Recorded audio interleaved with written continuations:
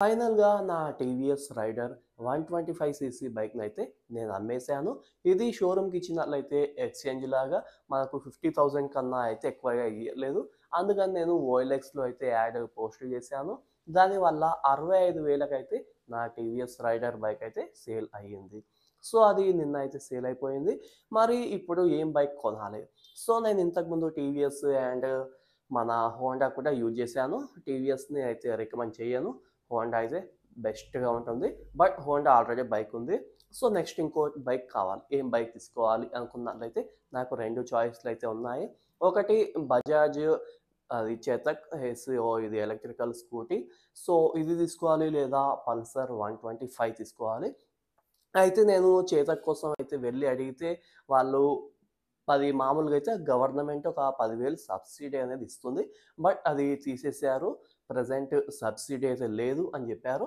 So, నేను first కనుక్కుంటే 1,11,000కి మీకు టెక్ ప్యాక్‌తో కలిపి ఆ వెహికల్ అయితే మనకొస్తుంది.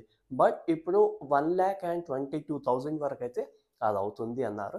సో, అంత మనీ పెట్టేసి మనం ఆ బండి కొనొచ్చా అంటే ఎవ్వరు కూడా ఖచ్చితంగా కొనండి అని అయితే ఎవరు చెప్పట్లేదు. దాన్నే మెయిన్ వెహికల్ లాగా అయితే ఎవరు యూజ్ చేయట్లేదు. సో, అందుకని జెప్పేసి నేను వద్దులే రిస్క్ ఎందుకు అని జెప్పేసి పల్సర్ 125 అయితే నేను ఫిక్స్ అవ్వడం జరిగింది.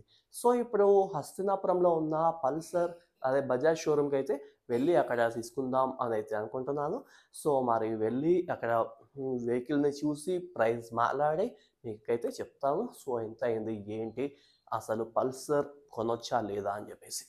సో, అంతకన్నా ముందు నేనెళ్ళే ముందు మీరు మన ఛానల్‌ని సబ్స్క్రైబ్ జేసుకోవచ్చు కదా! అయితే మనం ఫైనల్‌గా హస్తినాపురం బజాజ్ షోరూమ్‌కైతే వచ్చేసాం. అయితే ఇక్కడ మనకు కావాల్సిన కలర్ అయితే లేదు. ఓన్లీ రెడ్ కలర్ ఉంది. అది కూడా ఒకటే పీస్ ఉంది. సో, నాకైతే బ్లూ కలర్ కావాలి. సో, నేను ఆ విషయం చెప్పగానే వాళ్ళైతే ఉప్పర్లో గోదాం ఉంది. అక్కడి నుంచి తెప్పిస్తాం అని చెప్పేసి చెప్పారు. వర్షం వస్తుంది. సో, 1 అవర్ అయితే అయిపోయింది. ఇంగా తర్వాత వెయిట్ చేసి అయితే మేము బిల్లింగ్ చేసి ఈ యొక్క బైక్ అయితే ఇంటికి తీసుకొచ్చేసాం. అయితే వర్షం రావడం వల్ల వాళ్ళు వాటర్ వాషింగ్ చేసినా గానీ అంతగా అయితే మంచిగా అనిపియలేదు. బట్ ఏం చేస్తాం. అయితే దీని ప్రైస్ విషయానికొస్తే వాళ్ళైతే 1,14,000 వరకైతే చెప్పారు.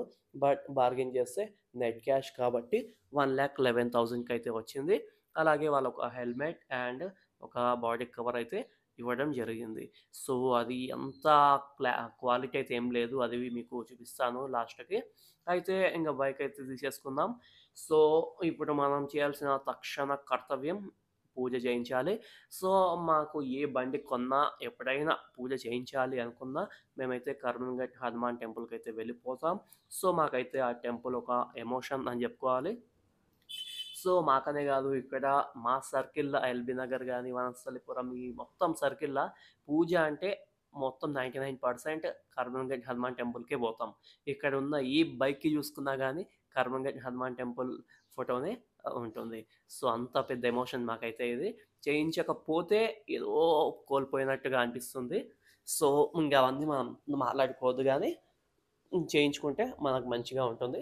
సో, పూజ అయితే స్టార్ట్ అయిపోయింది. సో, ఇక్కడ ప్రైస్ కూడా మీకు చెప్తాను. రూ. 350 అయితే పూజా సామాగ్రి ఉంటుంది. అలాగే రూ. 150 అయితే టికెట్ ఉంటుంది. ఇంకా పంతులకి ఇవ్వడం అనేది మన చాయిస్ ఉంటుంది. అండ్ మీకు ఒక విషయం చెప్పాలనుకుంటున్నా. నేనైతే రైడర్ బైక్ అయితే 2 ఇయర్స్ నుంచి తీసుకున్నాను. బట్ తీసుకున్నప్పటి నుంచి అయితే మాకు కొన్ని ప్రాబ్లమ్స్ అయితే వచ్చాయి దానివల్ల. అంటే తీసుకున్న వెంటనే మాకైతే మీటర్ పనిచేయలేదు. అలాగే స్టార్ట్ అవ్వలేదు కొన్నిసార్లు. అయితే వెళ్ళినా గానీ వాళ్ళు సరిగ్గా రెస్పాండ్ అవ్వలేదు ఎల్బీ నగర్ షోరూమ్‌లో. సో, చాలా ఇబ్బందయితే అయ్యింది. తర్వాత కూడా ఒక యాక్సిడెంట్ అయింది ఆ బైక్‌కి. అప్పుడు వాళ్ళు సరిగ్గా రెస్పాండ్ అవ్వలేదు. మేబీ ఒక 4, 5 మంత్స్ అయితే వాళ్ళు షోరూమ్‌లోనే ఉంచుకున్నారు తప్ప, వాళ్ళైతే రిపేర్ చేసింది లేదు. లాస్ట్‌కి వేరే వేరే పార్ట్స్ తీసుకొచ్చి దానికి అంటించినట్టుగా అయితే చేశారు. సో, అప్పటికి అతుకుల మూతలానే ఉంది తప్ప, అది అంత మంచిగా అయితే మాకు అనిపియలేదు. సో, అందుకని చెప్పేసి అదైతే అమ్మేసాం.